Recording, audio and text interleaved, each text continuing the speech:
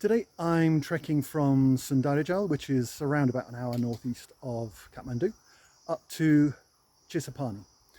Two riders on that. Trekking is a bit of an ambitious term for something that is relatively tame, I suspect. And secondly, I don't know if I'm going to reach Chisapani because I have to go back as well. Information online is quite contradictory. I've seen things saying it's 4 hours up and 2 hours down. Others say 4 hours up and 4 hours down. Others saying it's 5 to 7 hours up and you're going to need to stay overnight in Chisapani, which I can't afford to do. So that's one reason I'm making the video, to find out in practice how long the trek or the hike or the walk, whatever you want to call it, takes. Step 1, taxi to Sundarijal. And here's the starting point, which is Sundarijal bus park. If you just turn yourself around from the bus park, you'll see this entrance point. And here's the first bit of the walk proper, starting steeply upwards. You don't pass along it for long, but here, just close to Sundarijal, is the Bagmati River, or such as it is in this particular season, which of course lends its name to the province in which Kathmandu lies. Coming up here is a checkpoint, or an entry point to the national park. Here are the current entry fees for foreigners at the moment, 1,000 rupees. Just beyond the ticket office, two nice gentlemen from, I don't know where, the army, the police, the ranger service, take your details, including where you're going and contact number and so on, which gives me some confidence that they're keeping a watch on tourists not getting themselves lost. Short way further along, there are steps up to a temple, and what I hope to be the first but not the only components of Sundarijal waterfall, since this one is rather weedy. It turns out that trickle was all there was of Sundarijal waterfall, so maybe one to come back to during the monsoon.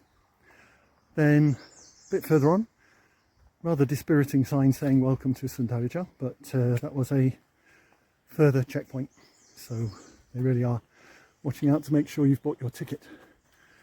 Path so far, constant concrete, and it's a Sunday, which I'm well aware is not the same as Sunday in the West, but given we're at the fag end of Nepali New Year, I thought there would be more people on the path, but there really haven't been. The person you just saw, the only one who's overtaken me, and I've seen just a couple of other people passing me in the opposite direction, none of whom look like they're trekking, or whatever we want to call it, hiking, let's say. By this building, the path forks. There is a couple of routes off to the left.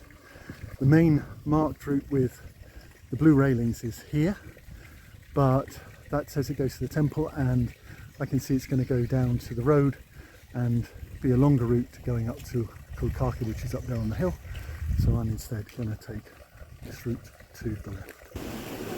It's a bit of a ropey path through the forest, but I can definitely see it's a shorter cut, and it's the way that was marked on both old trails and Ordnance Survey.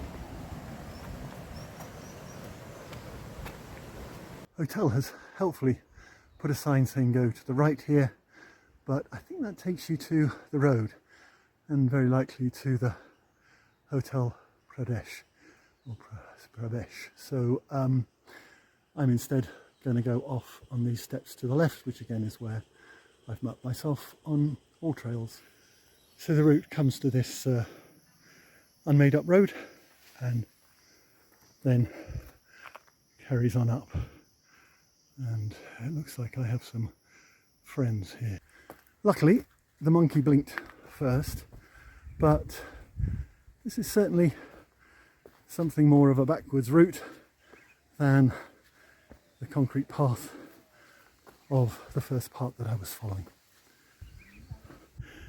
Now back on the concrete road for a bit, and looking back you can see how far up from the valley the route has progressed.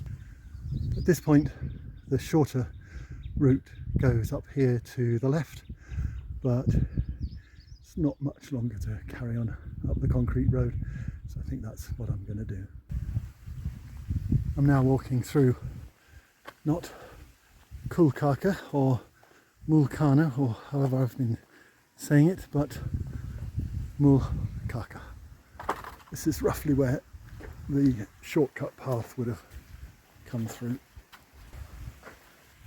At this point where the road goes over a small stream, you can carry on to the right up the road, but the marked route is to the left and seems to be relatively substantial. Just a short way up that route you'll come to the sign, and this is definitely correct, that you need to turn off right up these steps. The views are not that spectacular. This is after all a hill hike rather than a mountain trek. What's actually been rather more interesting, at least going through Mulkharka, is that you're getting a window into rural Nepali lives, hopefully without being too intrusive, because you're just walking through on a relatively formal track. I'm now at the top of Mulkharka, taken about an hour and a half to get here.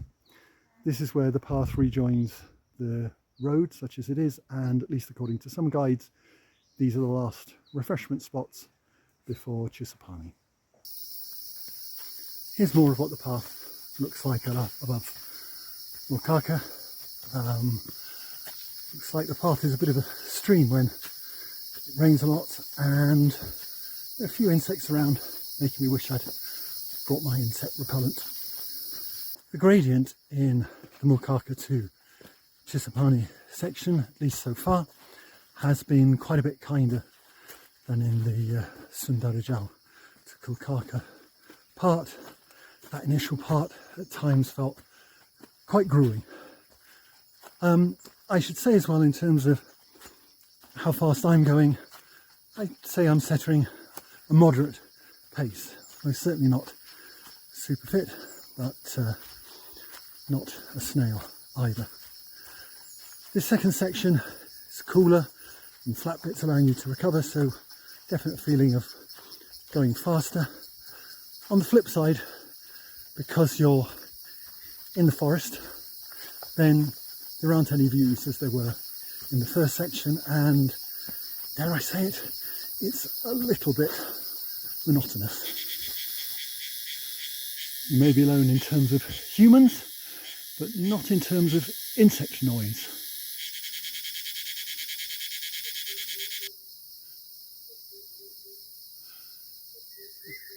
And as well as the insects, also the birds. About 45 minutes up from Mulkharka, there's this shelter, and behind it a note that the path isn't all flat and easy gradient. There are a number of sections with moderately steep steps. One positive of the steps is that the view has returned, at least temporarily. The route is marked as descending in the run into Chisapani, and it looks like this may be the point where the descent starts. About an hour and 20 minutes out from Mulkharka, here's another shelter, and this is a point where on the way down, if you wanted to, you could turn off to take a different route via Shivapuri Peak rather than going down directly to Sundarijal. Here's some more of that final section, not actually going downhill particularly at the moment, but more open than the middle half. Actually feeling a bit less oppressive, even though there's more sun on me. If I'm counting correctly, this is now the third shelter along the route, and sort of a view of hills through the trees behind it, and now about just over an hour and a half from Mulkharka. Some decent, albeit at the moment, cloud-covered views ahead as the path descends quite steeply. Here's another little marker for the descent, which has been rather depressingly steep and continuous, knowing that I've just got to reverse it on the way back. Moving down into some pine forests. Here's a fork in the route, though it doesn't seem like Bagdwa is anywhere particularly useful to go to rather than returning to Sundarijal. There's a fork here. Off to the right goes the road. I'll just be able to see on that tree a sign saying to the village. You can walk through to the village that way, but I'm actually going to take the, whatever we want to call it, the larger track, because I think that goes past some of the hotels and tea shops and so on. Although they're largely clouded over, you can just see in the distance there, past a very wonky building, the mountains, and presumably the reason why people come up to Chisapani. This is more of the panorama from Chisapani, and understandable why people stay up here overnight, because I'm sure in the morning, when the clouds are most likely gone, you get absolutely fabulous views up here. It's taken about 4 hours to get from Sundarijal up here to Chisapani, made up of first section from Sundarijal to Mulkharka took about an hour and a half, and then the second section from Mulkharka up to Chisapani about 2 hours. That all makes sense if you add in a bit of a rest at Mulkharka, plus a bit of rounding errors here and there. Route itself was much as I've already shown. First, roughly third, quite relentlessly up, though interesting because you were going through houses and fields. Then around about half of the overall total made up from the forest walk, which I didn't find very interesting at all. And then about something like a fifth or so was the descent into Chisapani, where it opened up and you got slightly better views. And now it's going to be time to turn around and do it all again in reverse. Section 1 of the return leg, all the way up to that ridgeline, from where hopefully it's going to be downhill. That's the third section completed on the way back. It's taken around 50 minutes from Chisapani. 50 pretty tough minutes, given that there's quite a lot of pretty continuous uphill, having already walked 6 miles and ascended 5,000 feet, and saltwater sweat stinging my eyes. Luckily it's pretty much downhill from here. Now back through the forested middle section, fairly gentle, mixed gradient.